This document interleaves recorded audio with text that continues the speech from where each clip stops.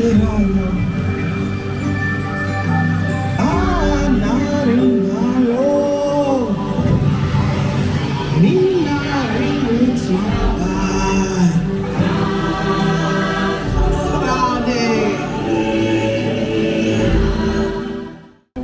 the animals rely heavily on their keen senses of hearing. That's why I'm talking softer. And also their camouflage. That's made up of the colorings and markings on their coats, their skins, their furs, their feathers, and lyre-shaped horns that both male and females grow. But right here on the right, you can see very clearly those zebra-striped legs, that brown horse-shaped body, and that creature is known as the okapi. Yes, okapi, my copy. Take a look at this tree species right here on the right. That is a baobab tree. And it is not upside down, even though it's commonly referred to as the upside down tree. It just remains leafless for about 9 months out of the year to retain water up in that trunk, sometimes in upwards of 30,000 gallons worth. They're out of the entire group based solely off of their stripe patterns. But does anybody actually know what the real group name for zebras is?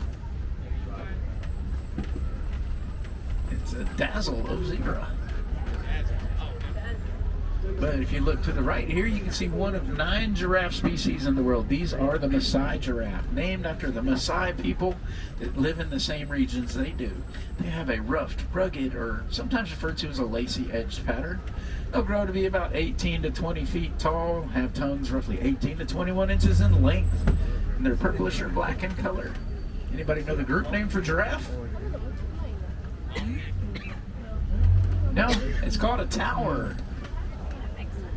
But if you take a look right up under this bush on the left, that green bush by the tree, with that reverse curvature, and then closest to us are the Ankole cattle, also known as Watusi cattle, domesticated by the Watusi tribes.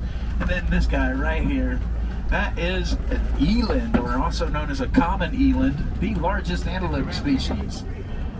Both male and females, as you can tell, are going to have the same coloration, but if you look back at that male, you'll notice he's a little bit darker in tint.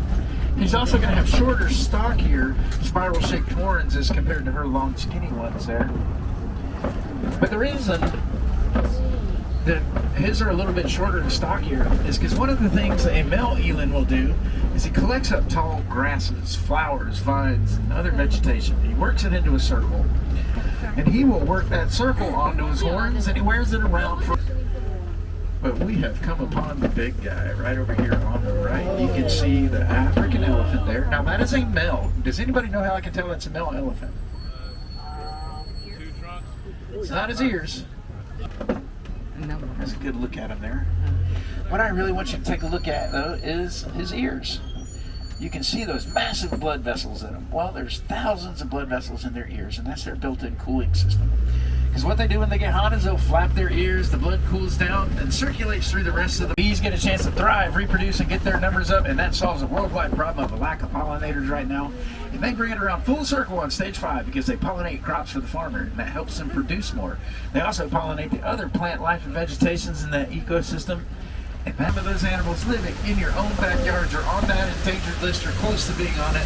So figure out those things that we can do in our daily lives that are easy and make a big impact, like reducing, reusing, recycling.